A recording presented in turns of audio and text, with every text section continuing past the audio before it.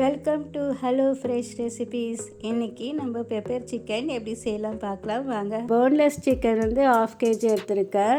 தயிர் வந்து 2 table spoon போட்டுக்கோங்க. சால்ட் 1 டீஸ்பூன் போட்டுக்கோங்க. 1/2 டீஸ்பூன் வந்து மஞ்சள் பொடி போட்டுக்கோங்க. 2 டீஸ்பூன் ஜிஞ்சர் கார்லிக் பேஸ்ட் போட்டுக்கோங்க. 2 டேபிள் ஸ்பூன் பெப்பர் பவுடர் போட்டுக்கோங்க. நீங்கள் இடித்து போட்டாலும் நல்லாயிருக்கும். நான் பெப்பர் பவுட்ரு போட்டு செஞ்சுருக்கேன்.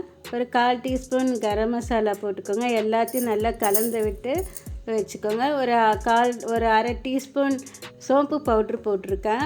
அதுவும் போட்டு நல்லா மிக்ஸ் பண்ணி அப்படியே தனியாக ஒரு மணி நேரம் நல்லா ஊறட்டும். அப்படியே இருக்கட்டும். அது இப்போ கடாயில் வந்து நல்லெண்ணெய் ஊற்றிருக்கேன்.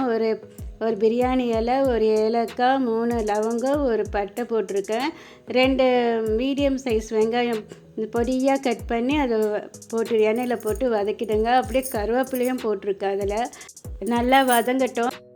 அந்த வெங்காயத்தில் வந்து சோம்பு 1/2 ஸ்பூனு, மிளகாய்த்தூள், தனியாத்தூள் கொஞ்சமாக போட்டுக்கோங்க. கொஞ்சோண்டு சால்ட் வந்து அதில் சேர்த்துக்கோங்க, அந்த வெங்காயத்துக்கு தகுந்த மாதிரி. நல்லா அந்த ஒரு மாதிரி ப்ரௌன் கலர் வரும். அந்த ப்ரௌன் கலர் வந்த பிறகு இந்த சிக்கன் எல்லாம் வந்து அதில் போட்டுடுங்க. அந்த சிக்கன் மசாலா தனியாக வந்து 2 டேபிள் ஸ்பூன் தான் போட்டிருக்கேன். அந்த தனியை கழுவி ஊற்றிடுங்க. 1 டீஸ்பூன் சில்லி ஃப்ளேக்ஸ் போட்டிருக்கேன்.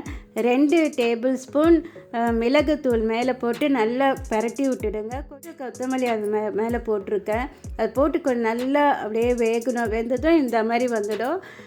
கொஞ்சமாக பருப்பு போட்டு மிளகா கிள்ளி போட்டு ஒரு தண்ணியாக சாம்பார் வச்சுட்டு இந்த பெப்பர் சிக்கன் வச்சு சாப்பிட்டு பாருங்கள். அதே மாதிரி ரசம் சாதத்துக்கும் இது சூப்பராக இருக்கும். இந்த நல்ல காம்பினேஷன். உங்களுக்கு வேணுன்னா சப்பாத்தி கூட நீங்கள் வச்சு சாப்பிட்டுக்கலாம்.